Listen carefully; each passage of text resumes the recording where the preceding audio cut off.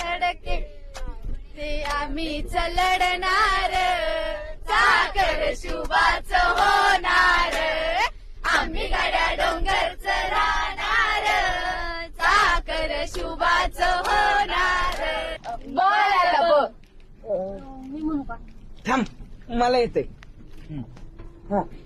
बांगड्याची माळ लिंबवानी डोळ बांगड्याची माळ लिंबवानी डोळ उभी आहे नदीच्या काठाला उभी आहे नदीच्या काठाला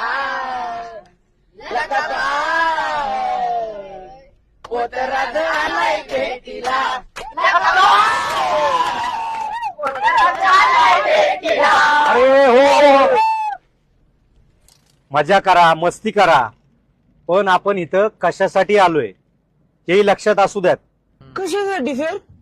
याला की नाही गाडीतून खाली उतरून मागणं पळत आणला पाहिजे नाही म्हणजे याच्या लक्षात येईल की विज्ञान सहल आहे. अरे आपण सगळ्यांनी जगाकडे विज्ञानाच्या दृष्टिकोनातून पाहायला पाहिजे.